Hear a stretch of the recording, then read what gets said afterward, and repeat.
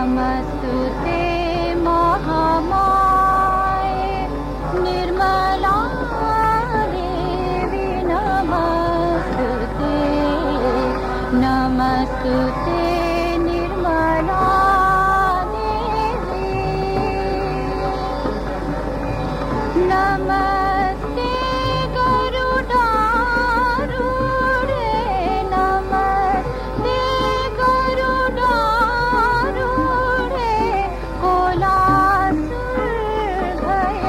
कोलासुरभयङ्करी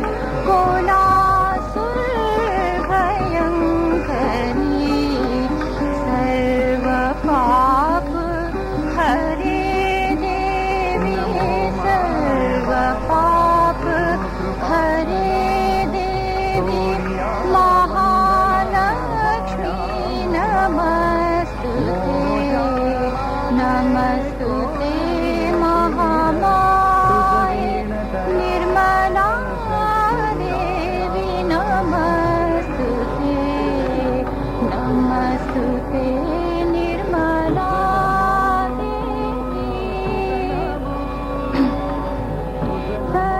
सर्वभाग्य सर्ववरदे सर्वभाग्य सर्ववरदे सर्वदुष्टभयङ्करी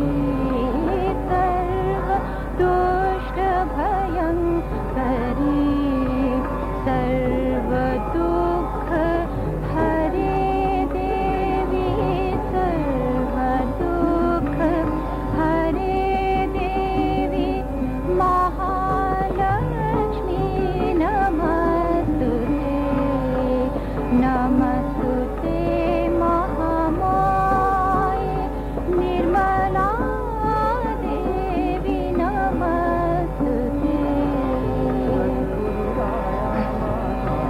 सिद्धि बुद्धि प्रदे देवी सिद्धि बुद्धि प्रदे देवी भुक्ति मुक्ति प्रदायिनी भुक्ति मुक्ति प्रदायिनी भुक्ति मुक्ति प्रदायिनी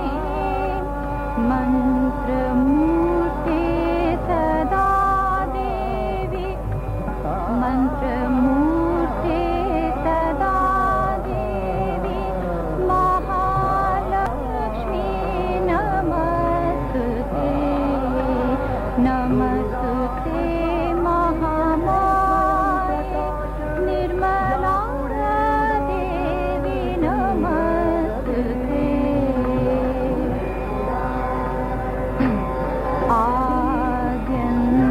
आद्यन्तर्हित देवी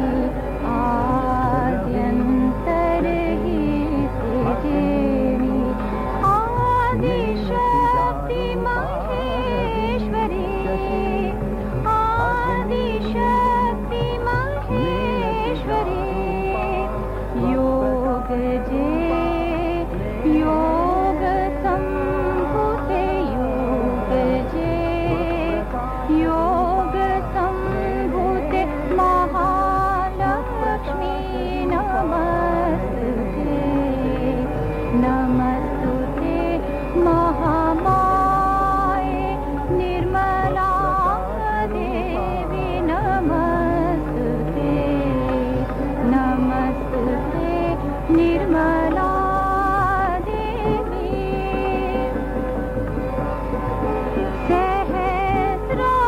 सहस्रारस्थिते देवी सहस्रारस्थिते देवी परम ब्रह्मस्वरूपिणी परम ब्रह्मस्वरूपिणी परमेशी जगन्मात्रे परमेशी जगन्मात्रे महालक्ष्मी नमस्तुते नमस्तुते महामाये निर्मलेश्वरी नमस्तुते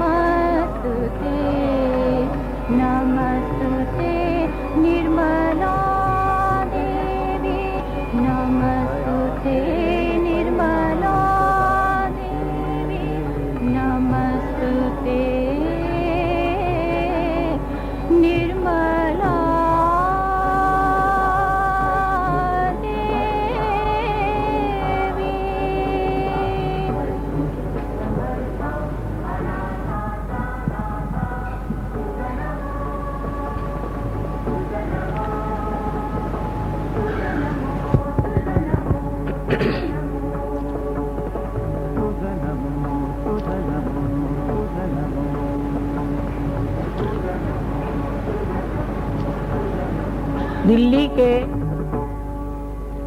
सर्व सत्य शोधकों को और साधकों को हमारा प्रणिपात।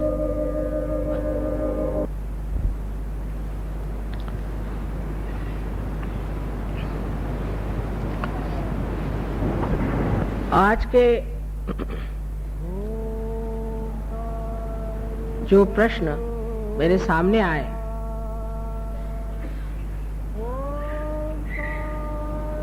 वो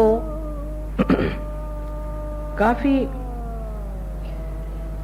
समझदारी से लिखे गए हैं और कुछ में वही कुतूहल है जो एक बौद्धिक वर्ग में होता है। जैसे कि कहा गया है कि पहले भी इतने अवतरण हो गए तो उन्होंने ये काम क्यों नहीं किया, अब मैं क्या जानूं, आप उनको फोन करके पूछ लीजिए। ये भी कोई बात हुई? अरे भाई, अगर कोई काम कर रहा है तो सोचना चाहिए कि ये तो बड़ा भारी काम हो रहा है और ये अच्छी बात है, अभी तक नहीं हुई तो नहीं हुई। वास्तविक बात यह है कि पेड़ जब बढ़ता है तो उसकी एक एक अवस्था होती है। जिस अवस्था में आज का समय आया हुआ है, कल ही मैंने कहा था कि ये बहार का समय है और इस समय अनेक लोग अपने सुकृतों को फलद्रूप होते हुए देखेंगे। आपने जो पुण्य पहले जन्म में किए हैं उसके आज आशीर्वाद स्वरूप आपको आत्म साक्षात्कार होगा। ये तो अनादि काल से लिखा गया है। आप लोग तो सब बहुत विद्वान हैं, लेकिन नल दमयंती आख्यान अगर आप पढ़िए तो नल दमयंती कितने हजारों वर्ष पूर्व हो चुके, जब नल ने एक दिन कली को पकड़ा और उसकी टांग पकड़ के कहने लगा कि तू अब बता कि तू सबका सर्वनाश करने वाला और सबको भ्रम में डालने वाला अति दुष्ट है और तेरा जीवित रहना ठीक नहीं, क्योंकि तूने मेरी पत्नी से मेरा बिछोह किया था और इसी तरह तू सब में भ्रम डाल करके एक दूसरे में झगड़ा लगाते रहेगा और कलयुग में जो जो हाहाकार होने वाला है उसको अगर किसी तरह से मिटाना है तो तेरा ही नाश कर देना ठीक है, ये मैं बड़ा पुण्य कर्म करता हूँ। तो कली ने कहा हाँ भाई, ये तो बात सही है, लेकिन मेरा भी कुछ महत्व है, इसको सुन लो। मेरा महात्म्य ये है कि जब मेरा साम्राज्य संसार में चलेगा, जब घोर कलयुग आएगा, उस वक्त ये जो दरी कंदरों में साधु लोग परमात्मा के खोज में घूम रहे हैं, ये एक सर्वसाधारण घर गृहस्थी में बैठे हुए सर्वसाधारण सामान्य लोग होंगे, लेकिन इसमें का जो असामान्य है वो आत्म साक्षात्कार इन्हें प्राप्त हुआ। ऐसा सुनते ही नल ने उसे छोड़ दिया और उसकी क्षमा मांगी कि ये महात्म्य मैं तुम्हारा नहीं जानता था। ऐसे तो कुछ अवतरण जरूर कलयुग में भी हुए, लेकिन इतना घोर कलयुग कभी भी संसार में नहीं था और इतना बड़ा कार्य भी आज तक संसार में हो नहीं पाया। एक प्रश्न और आता है कि आप माँ क्यों ये सब कार्य कर रही हैं, बाप को भी कुछ काम करना चाहिए। सो यही कहूंगी कि सहृदयता में कहती हूँ कि माँ तुम कितनी परेशान रहती हो, रोज रोज तुम्हारे प्रोग्राम सुबह शाम चलते हैं। वो हो सकता है कि नाराजगी से भी कहते हैं क्योंकि स्त्री को ही काम करे, इस तरह का ये तो बहुत ही लोगों को बुरा लगता है। लेकिन भाई आपको पुनर्जन्म देने की बात है ना, तो किसी बाप ने तो आज तक जन्म दिया नहीं बच्चे को।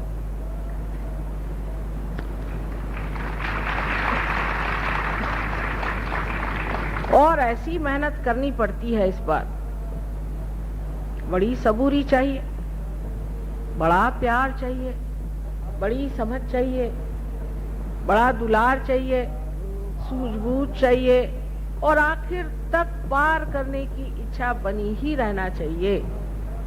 ऐसे अगर श्री कृष्ण होते वो आधे लोगों को तो दिल्ली में सुदर्शन से ही उड़ा देते।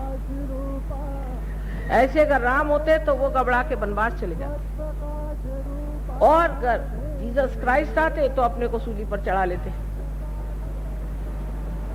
और बुद्ध आते, महावीर आते तो बैराग लेकर के वो अपने कार्य में निकल जाते।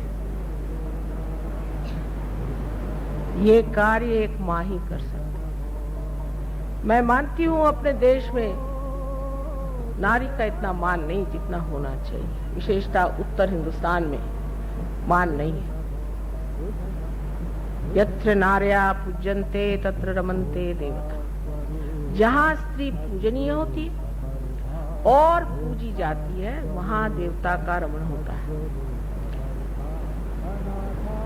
लेकिन हम लोगों के यहाँ जब औरतें मर्दाना पना करती हैं तो जितने मर्दों के गलत गुण हैं वो लेकर के इस कदर उनके तौर तरीके खराब हो जाते हैं कि मनुष्य सोच ही नहीं सकता कि कोई स्त्री मां स्वरूप होकर के भी शुभ कार्य कर सकती। मैं इसका दोष सिर्फ अज्ञान को दूं। ये काम बहुत कठिन है, पहाड़ जैसी कुंडलिनी उठानी पड़ती है। बहुत से लोगों के अंदर जो कुंडलिनी आहत एक सांप की तरह छटपटाती कि माँ मुझे किसी तरह से तो ये शुभ कार्य करने दो, क्योंकि आप सबकी जो एक व्यक्तिगत माँ है, आपकी अपनी जो एक माँ है वो है कुंडलिनी, और छटपटाती है कि देखो मेरे बेटे ने मेरी ये हालत कर दी, मैं इसको कैसे जन्म दूं।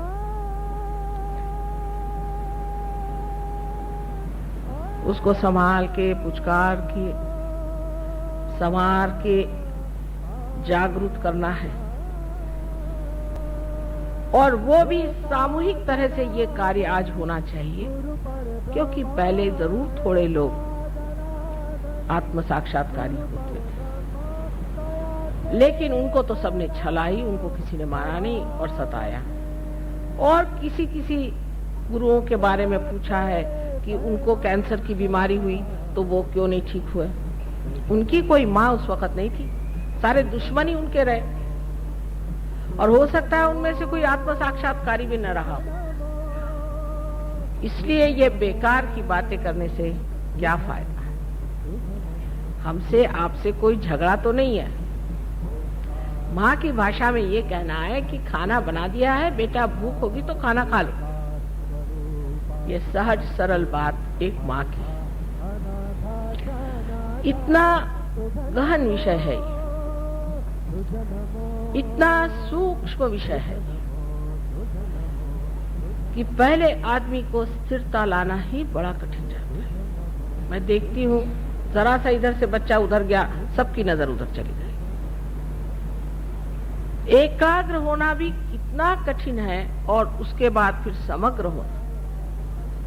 इसलिए आपसे मैं विनती करती हूँ कि कृपया अपनी जो भी मुझे बात कहनी है उसे आप एकाग्रता से पहले सुनें। जैसे कि साइंस में पहले एक धारणा यानी हाइपोथेसिस दिया जाता है कि ये हाइपोथेसिस है,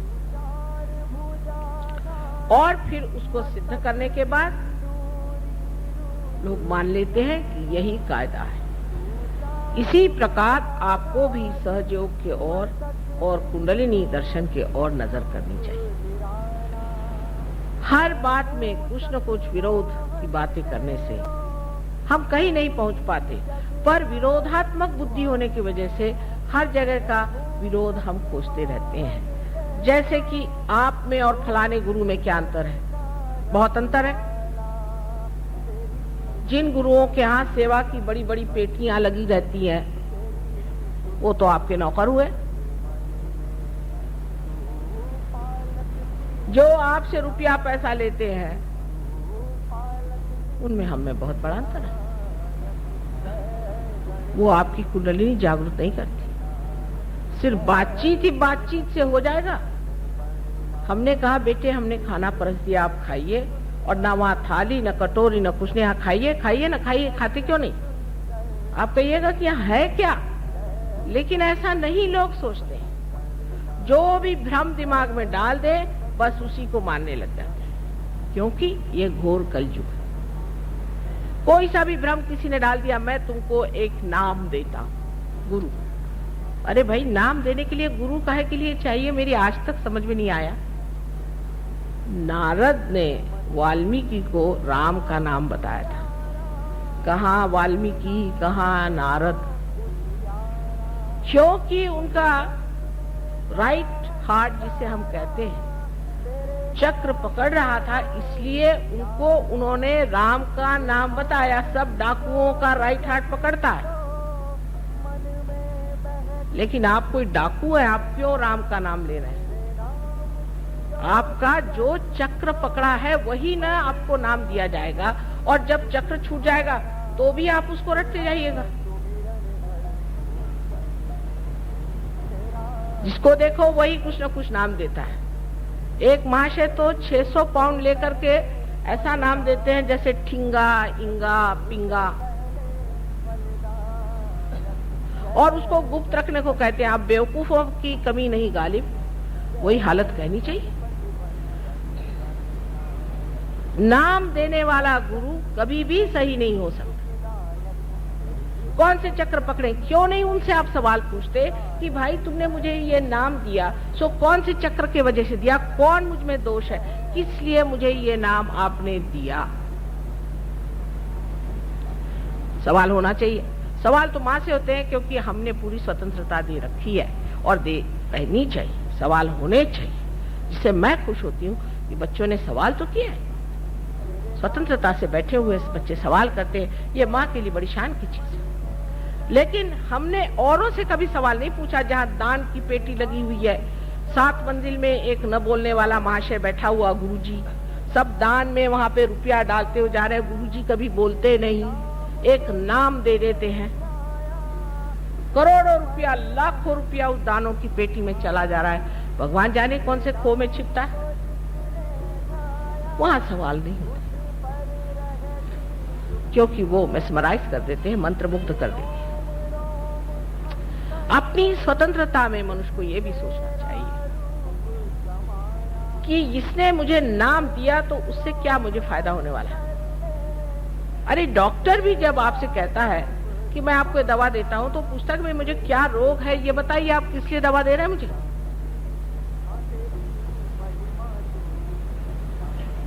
और अपने देश में नाम देने वाले गुरु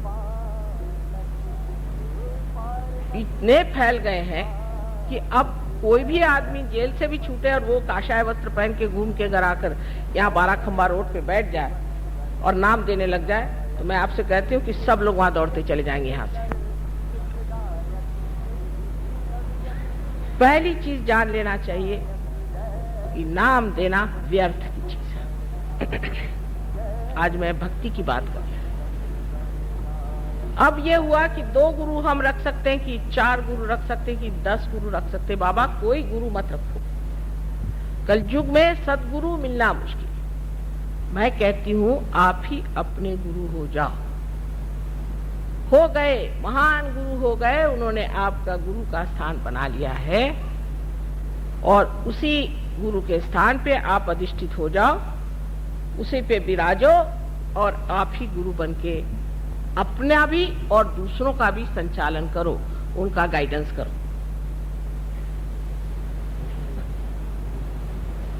किसी को गुरु बनाने की जरूरत नहीं, इस माथे को किसी के सामने झुकाने की जरूरत नहीं। ये माथा जो है, यहाँ 11 रुद्र के 11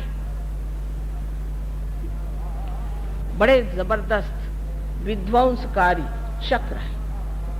इसको आप जिसके उसके सामने झुकाते फिरते हो। मंदिरों में गए, वहां कोई पंडित जी बैठा हुआ है, बिल्कुल बेकार चोर आदमी, उसके सामने जाकर सर झुका दिया। पंडित जी बैठे हैं, पंडित जी पंडित जी पंडित जी आए, उन्होंने आपके माथे में कुमकुम लगा दिया। उसके बाद पता हुआ, बाहर आते आते चक्कर आके गिर गए। हनुमान जी ने पता नहीं क्या कर दिया हमको, माँ, कि हम मंदिर में गए थे, उस दिन से आज बीमार हो गए।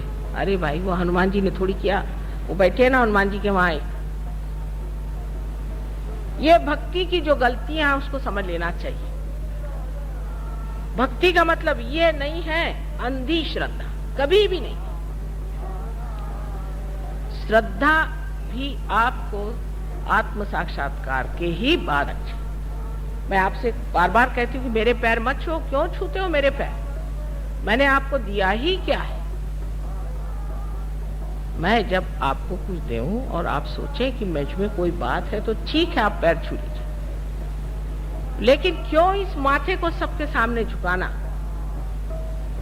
गुरु नानक साहब ने कितना सुंदर काम किया कि जितने आत्म साक्षात्कारी गुरु थे उनकी ही किताबें लेकर के और ग्रंथ साहब बनाया। और झुकना है तो ग्रंथ साहब के सामने झुकिए, माने आप चैतन्य के आगे झुक रहे हैं, ये कहा था। मोहम्मद साहब ने भी यही कहा कि किसी के सामने मत झुको। आज सवेरे बहुत से बीमार लोग आए थे, उनमें से 99% लोग गुरुओं के चक्कर में बीमार थे। किसी को कैंसर, किसी को हार्ट ट्रबल, किसी के पैरालिसिस, किसी के कुछ। सारी बीमारियां इन गुरुओं से पाई हुई है। अच्छा है साहब, पैसा देकर के आप बीमारी खरीद रहे हैं? यह कोई भक्ति हुई? भक्ति में एक चीज जिसको मराठी में डोळस भक्ति कहते हैं, आंख खोल के भक्ति करना चाहिए। ये देखना चाहिए कि इनके पास गया हुआ आदमी जो है उसका क्या हाल है, ये दे क्या रहा है, ये परम दे रहा है या कुछ कहीं की विभूति आ गई, कहीं का डायमंड आ गया। आपके ड्राइवर नौकरों को नहीं मिलेगा डायमंड। अगर आपके पास 25 डायमंड हो गए तो एक डायमंड मिलेगा और बाकी सब गायब। ऐसे चक्करों में आप रह करके बाद में हार्ट अटैक लेकर मेरे पास पहुंचते हैं, मां हमें हार्ट अटैक आ गया। ये भक्ति का हमारा स्वरूप है। डॉक्टर वॉरेन आप लोगों को बहुत मानते हैं और वो ये सोचते हैं कि आप लोग बड़े धार्मिक हैं, लेकिन भोलेपन की भी कोई हद होती है। इतना भोला होना अच्छा नहीं है, ऐसे गलतफहमी में घूमना अच्छा नहीं है। कोई भी आदमी जेल से छूट के आए, चाहे कहीं से आए, इसका पता नहीं किया आपने कि कौन है क्या है, और लगे उसके पीछे में। हमारे सरकारी नौकर, हालांकि हमारे पति एक सरकारी नौकर रहे और मशहूर है, बहुत ईमानदार, बहुत शरीफ आदमी, सब ऐसे ही गुरुओं के पीछे भागते। क्या उनके पास अकल नहीं है? अरे बड़े बड़े मंत्रीगणों का ये हाल है, छोड़िए बेचारे सरकारी नौकरों को। उनके सबके पास क्या अकल नहीं है कि उसकी कुंठित हो गई अकल? वो सोच नहीं सकते हैं कि ये आदमी है, ये पैसे की बातें करता है, ये डायमंड्स की बातें करता है, ये कहता है चल लाओ इतना पैसा निकालो। क्या हम लोगों को ये सोचना नहीं चाहिए कि अगर एक सरकारी नौकर के लिए इतना ईमानदार होना जरूरी है तो उस परमात्मा की जिसने चाकरी की है उसको कितना ईमानदार होना चाहिए?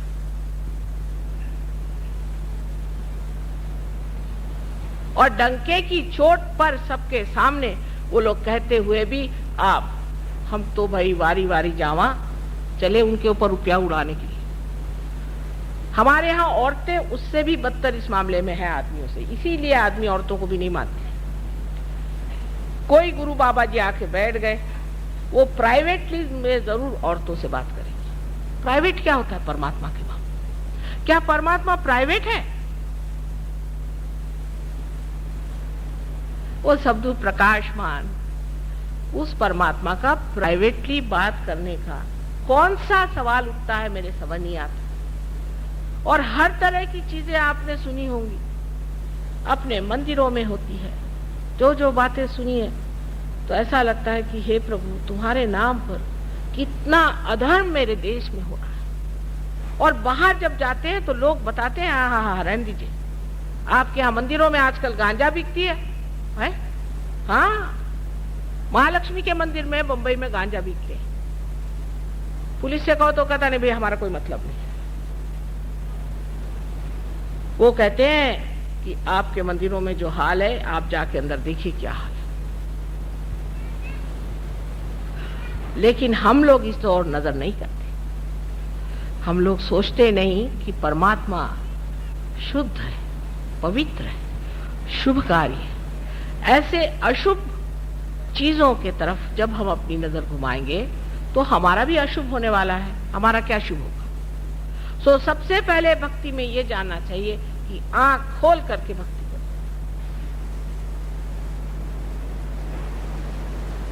श्री ज्ञानेश्वर जी ने ध्यान पर बहुत कुछ लिखा, लेकिन हमारे महाराष्ट्र में लोग हाथ में झांझरी लेकर के विठ्ठल विठ्ठल विठ्ठल विठ्ठल, 1 महीना पैदल भूखे ऐसे जाते हैं, मुंह में तंबाकू रख के। ये कोई भक्ति हुई? और नहीं तो वो ऑक्सफोर्ड स्ट्रीट में बाजार से बोधी खरीद के लगाते हैं और ढीली ढाली धोती पहन के वहां हरे रामा हरे रामा हरे रामा, वो सारी धोती भी गिरती जाती है। उनसे बात करी तो भी हरे रामा हरे रामा हरे रामा। क्या हो? ये भक्ति नहीं है, ये विडंबना है, ये परमात्मा की विडंबना है। इस विडंबना से आप बच के रहिए। मैंने आपसे पहले ही कहा था कि भक्ति के लिए अनन्य होना चाहिए, अनन्यता आनी चाहिए, और ये अनन्यता आपको सिर्फ आत्म साक्षात्कार से प्राप्त होती है। किसी भी आदमी को आप जिस तरह से मान लेते हैं, ये बहुत बड़ी गलती हम लोग इस देश में करते हैं। जो डॉक्टर वॉरेन नहीं जानते कि हमारे यहाँ तो कोई भी बाबा जी ढाबा जी आ जाए और वो हाथी वाथी ले गया है तो और भी कह ले मैं यज्ञ करने जा रहा हूँ माता जी।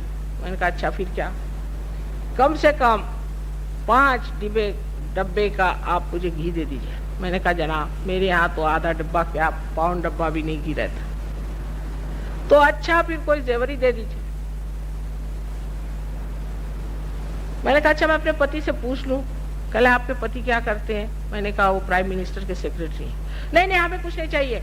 उठाए अपना बिस्तरा चल दिए।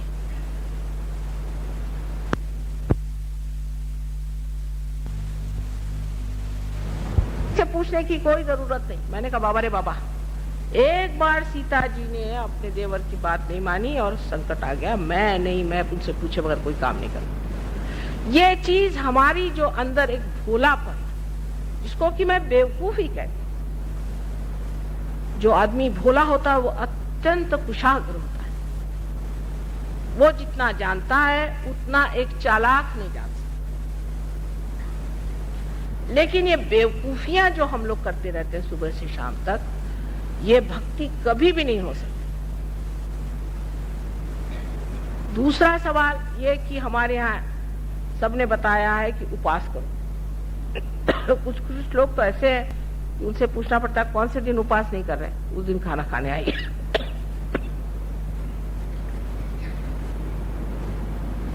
उपास करने को कौन से भगवान ने कहा ये मुझे आज तक पता नहीं। कौन से शास्त्र में लिखा कि भाई तू उपास कर? किस लिए आप उपास कर रहे हैं? उपासना ना करिए। जिस दिन भगवान का जन्म हुआ उसी दिन उपास शुरू। जिस दिन श्री गणेश का जन्म हुआ उस दिन उपास करेंगे। श्री राम का जन्म हुआ उस दिन उपास करेंगे। श्री कृष्ण का जन्म हुआ उस दिन उपास करेंगे। अरे भाई उस दिन कोई मर गया है क्या? बुद्धिमान लोग भी औरतों के चक्कर में, स्त्री आचार में फंस के, हाँ भाई ठीक है आज हमारे घर में उपास है, चलो कहीं क्वालिटी में जाके खाए आए तो घर में उपास। इस तरह से अपने भक्ति के ओर जब हम बहुत ही जड़ता से देखते हैं और उसकी गहनता पे नहीं उतर पाते तो भक्ति भी रंग नहीं दे सकती। इस प्रकार अनेक तरह से अनेक विध भक्तियां, जैसे गजलें हैं। अब गजलें का लिए भगवान के लिए, मैंने कहा ऐसे कैसे शराब में हो सकती गजलें? ये तो किसी शराबी की लिखी हुई दिखाई देती है, कैसे? नहीं, वो शराब पी के भगवान में रखते। अच्छा, ये तो मैंने सुना नहीं कभी। ऐसी विचित्र विचित्र बातें हमारे अंदर सदियों से चली आ रही हैं और उसी पे हम चलते जा रहे हैं, क्योंकि हमारे अंदर जो आंख परमात्मा को जानने की है वो खुली नहीं। इन सब चीजों से अंदर में बसे हुए जितने भी देवता हैं सब नाराज हो जाते हैं। हाँ, कहने लगे पर शंकर जी भी तो पीते थे भंग, तो हम पिए तो क्या? आप क्या शंकर जी हैं? वो उन्होंने हलाहल पिया था, आप पीजिए हलाहल। जिन्होंने हलाहल पिया था वो दुनिया भर का विष अपने अंदर समा सकते हैं, वो तो विष समझ के पी रहे हैं, और आप क्या समझ के पी रहे हैं? इस तरह की विपर्यास जो भक्ति है वो आपको कहीं नहीं ले जा सकती। भक्ति में जब अनन्यता आती है तो ध्यान में ही मनुष्य उसका आनंद उठाता है। उसका वर्णन करने योग्य नहीं, क्योंकि उसके लिए शब्द ही संसार में निरानंद उसमें। इसीलिए कहा गया है कि जब मस्त हुए फिर क्या बोले। फिर कमाल तो यह है कि सारे साधु संतों ने इन सब चीजों पर इतना लिखा है, तब भी हम वही काम करते। कबीरदास जी को ले लीजिए, नानक साहब को ले लीजिए, तुकाराम को ले लीजिए। अरे रामदास स्वामी ने तो ऐसी ऐसी, क्योंकि मराठी में गालियां नहीं है तो मन से गालियां बना बना करके ऐसी गालियां बकी है, मन से ही अपने ऐसी, उसका कोई अर्थ लगता नहीं है। ऐसे साधुओं को, ढोंगी लोगों को उन्होंने कहा महिषा मर्दिला चंदने, एक भैंस को लाया और उसको चंदन से मल दिया और लगे उसकी पूजा करने भक्त लोग। और जब भैंस ने लात मारी तो कहने लगे कि गुरुजी आपकी कृपा हो गई कि आपने हमें लात मारी। माने उस वक्त भी ये होता होगा शिवाजी के जमाने में। तो इस प्रकार हमारे भक्ति ने इस तरह का विचित्र रूप धारण कर लिया है कि लोगों को बिल्कुल ही विश्वास नहीं आता कि ये ढकोसलेबाजी है या क्या है। एक तरह से आप लोग जो करते हैं वो मैं नहीं कहती कि ढकोसला है, मैं ये नहीं कहती, आप शायद विश्वास करके करते हो, लेकिन ये विश्वास आपने गलत चीज पे कर लिया और उस गलत चीज को आपने अपना लिया है जो आपको बिल्कुल गलत पथ पे ले जाता है। अब दूसरा यहाँ जो मैं देखती हूँ कि सरकारी दिल्ली शहर में तांत्रिकों का भी बड़ा राज्य चल पड़ा है। कुछ तो भाग खड़े हुए हैं पर कुछ है अभी यहाँ काफी। अब ये तांत्रिक लोग हमारे भारतीय लोगों में एक नई जो विशेष व्यवस्था आई हुई है उसकी पूर्ति करते। हम लोग किसी को ऊंचा उठते हुए देख नहीं सकते, कोई गया कि उसकी टांग खींचनी चाहिए। तांत्रिक इसके लिए बहुत अच्छे। एक कहावत है या एक कहानी है समझ लीजिए कि कहीं से बिच्छुओं का बड़ा भारी एक प्रदर्शन करना था। हर जगह से बिच्छू गए और भारतवर्ष से भी स्पेशल बिच्छू वहां पहुंचे। इस वक्त में उन्होंने देखा कि एक जो मर्तबान है उसके अंदर ढक्कन ही नहीं। वो कहा भाई इसमें ढक्कन ही, बिच्छू आके सबको काटेंगे। कह ले हो ही नहीं सकता, ये भारतवर्ष से आए हैं। एक बिच्छू ऊपर आएगा दूसरा उसको फौरन खींच लेगा। और इसलिए तांत्रिक हमको बहुत सुहाते हैं कि तांत्रिक यहाँ गए और तांत्रिक से कहा भाई देखो वो एक आदमी है उसको जरा ठिकाने लगा दो। आपको पता है ये तांत्रिक लोग क्या है? ये राक्षसी विद्या है, आसुरी विद्या है।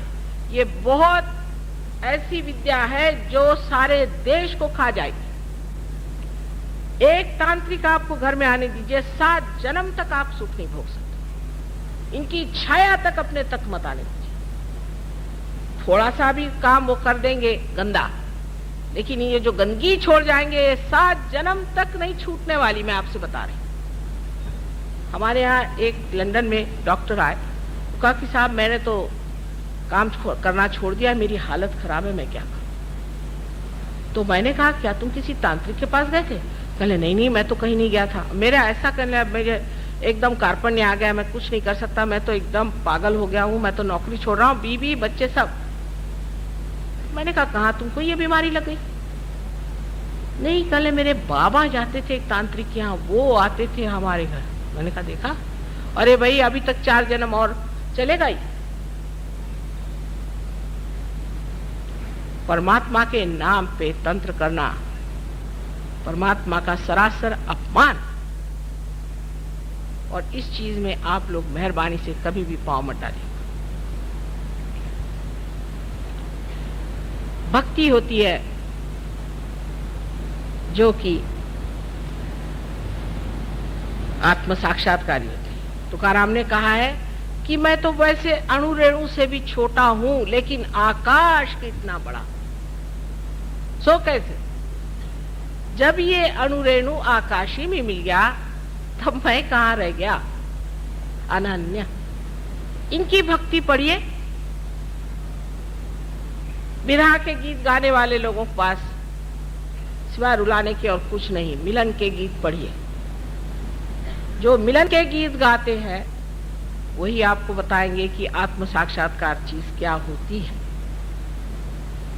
5-25 पकड़ बुलाऊं, एक ही डोर उड़ाऊं। कितनी अधिकार की वाणी है, अथॉरिटी कितनी है इसके अंदर। जो आत्म साक्षात्कारी होता है वो अथॉरिटी से बोलता है, उसकी अथॉरिटी होती है, उसका अपना अधिकार होता है सब जगह। वो नहीं कि हाँ भाई कोई वो वोट लेने थोड़ी आता है आपसे, हाँ भाई तुम जो भी करो ठीक है, वो भी ठीक है, वो भी अच्छे हैं, वो भी भले हैं। नहीं, जो बुरा है सो बुरा है, जो अच्छा है सो अच्छा है। ये अधिकार की वाणी जहां आपको दिखाई दे, समझ लेना चाहिए कि आत्म साक्षात्कारी खड़ा हुआ है। ईसा मसीह को देख लीजिए कि जिनका सिवाय पवित्रता के सिवाय और उनके अंग में कुछ नहीं था, साक्षात ओंकार से। उनका एक वेश्या से क्या संबंध? लेकिन जब एक वेश्या को लोगों ने पत्थर से मारना शुरू कर दिया तो सामने आके खड़े हो गए, कह ले अच्छा तुम में से जिसने पाप नहीं किया मुझे पत्थर मारो। किसी की हिम्मत नहीं हुई। ये जो अधिकार वाणी से जो आपको परमात्मा के गीत सुनाते हैं उनको मानिए। ये आपकी भक्ति जो कृष्ण ने कही है कि भक्ति मार्ग से भी और कर्म मार्ग से भी मनुष्य परमात्मा के पास आ सकता है, वो इस वजह से कि दोनों से जब वो ये समझ ले कि इससे परे कोई चीज है तभी वो ज्ञान को प्राप्त हो सकता है। ज्ञान को प्राप्त होने का मतलब ये नहीं कि कोई पंडित हो जाए। आपको आज ही एक केस बताऊं कि एक देवी जी मेरे पास आई तो उन्होंने कहा कि माँ देखो मेरी माता जी ने एक महाशय जी को, वो गुरुद्वारे जाते थे, उसको देखा और उसकी परीक्षा ली तो वो ग्रंथ साहब वगैरह खूब अच्छे से जानते हैं, गुरुद्वारे में जाते रहते हैं, ये वो करते हैं। उसका कि ठीक है, उसने कहा मैं तुम्हारी लड़की शादी करता हूँ, मेरी शादी करा दी। उसकी पहली एक बीवी है, बच्चे हैं, रोज लड़कियां लेके आता है, किसी की मोटर बना के लाता है, सबको बेवकूफ बनाता है, मेरे माँ से भी पैसा ले लिया और सारा उसको रट गया है। अखंड पाठ वगैरह करता होगा तो वो बड़ा अच्छा आदमी उनको लगा। ये ज्ञान नहीं होता है, ये ज्ञान नहीं। ज्ञान आपके नसों में महसूस होना चाहिए। इससे आपको जानना चाहिए कि ये शक्ति जो सारे ऋतु बदलती है, जो सारे जीवंत कार्य करते हैं, वो शक्ति हमारे चारों ओर है। जब भक्ति और कर्म का मेल होता है, ऐसा कहा गया है, तभी ज्ञान प्राप्त होता है। कि जब आप भक्ति को कर्म में इस्तेमाल करते हैं, पर अपने ऐसा नहीं, जो भक्ति वाले भक्ति वाले, कर्म वाले वो कर्म वाले। आज आपने भक्ति करी, श्री राम की भक्ति करी, ठीक है, लेकिन आपको ये भी देखना चाहिए कि जब हम श्री राम की भक्ति कर रहे हैं उसके साथ हमारे कर्म कैसे हैं? क्या हम श्री राम जैसे हैं? मर्यादा पुरुषोत्तम जैसे हम हैं क्या? हम वाचा से, मन से, बुद्धि से, कर्म से हम क्या श्री रामचंद्र जी जैसे हैं? अगर नहीं है हम, तो हमारा मेल नहीं बैठा। अब सहयोग में दो नाड़ियां जो बताई गई, ईड़ा और पिंगला, इनका मेल जब सर में होता है तो इनसे, भक्ति से, या जिसे कहते हैं सुसंस्कारों से या कुसंस्कारों से, जो कार्य हम करते हैं उससे हमारे अंदर जो संस्था तैयार होती, उसे आप मन कह लीजिए।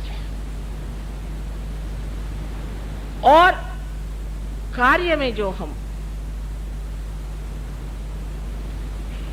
अपने को व्यस्त करते हैं, उससे जो संस्था तैयार होती है उसे आप अहंकार कह लीजिए। अहंकार और प्रत्यहंकार दोनों ही हमारे सर में जाकर जब मिल जाते हैं, तब इस तालु भाग में आप देखिए कि तालु भाग में कैल्सिफिकेशन हो जाता है। वहां हड्डी जो है 12 साल के उम्र के बाद एकदम मजबूत हो जाती है। वो जो नरम हड्डी होती है वो मजबूत हो जाती है। यहाँ अब हमने देख लिया कि किसी के अंदर भक्ति ज्यादा है तो वो तो और ही मुश्किल हो जाएगी, क्योंकि भक्ति अगर यहाँ तक आ जाए और अगर अहंकार यहाँ तक आ जाए तो ऐसे आदमी को जागृति देना बड़ा ही मुश्किल हो जाता है। लेकिन धर्म तभी होता है जब मनुष्य जिसकी भक्ति करता है उसके जैसा हो जाता है, उसके जैसे कर्म करता है। तो एक साहब हमें मिले, मैंने कहा कि आप श्री राम के भक्त हैं, आपने अपनी पत्नी क्यों छोड़ दिया? श्री राम ने भी तो पत्नी को छोड़ा था। अच्छा, और जो उसके पीछे रोते रोते घूमते घूमते लंका जी गए थे, उसका क्या हुआ? वहां तक हम नहीं जा सकते।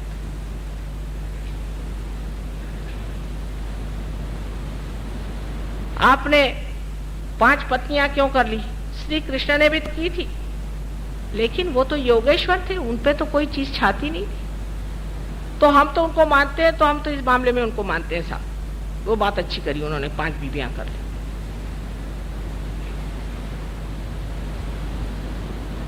इस प्रकार जो निर्बुद्ध लोग होते हैं, जिनको कि मूढ़ कहा जाता है, मूढ़ लोग, वो भक्ति नहीं कर सकते और न ही वो धर्माचरण कर सकते। यही धर्म का आचरण है कि जिसको आपने भक्ति से माना है उसके जैसा अपना आचरण करें। अब ज्ञानेश्वर जी जैसे आदमी, इनके के लिए कहती हूं मैं कि साक्षात कोई ब्रह्म स्वरूप इतना पवित्र जीव संसार में आया और उन्होंने ध्यान की ही विधि बताई, समझ लीजिए। और उस पर उनके जो बड़े बड़े मंदिर बनाए, वहां उनकी मूर्तियां खड़ी की है।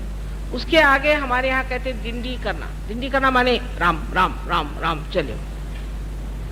सब लोग आते हैं अपनी वो टोपी ओपी उतार के, गंजी पहन के, सबका चला है राम राम राम राम, हाथ में लेजिम लेकर। और मैंने कहा भाई हमको एक दिन के लिए हॉल दे दो, हम यहाँ ध्यान करना चाहते हैं।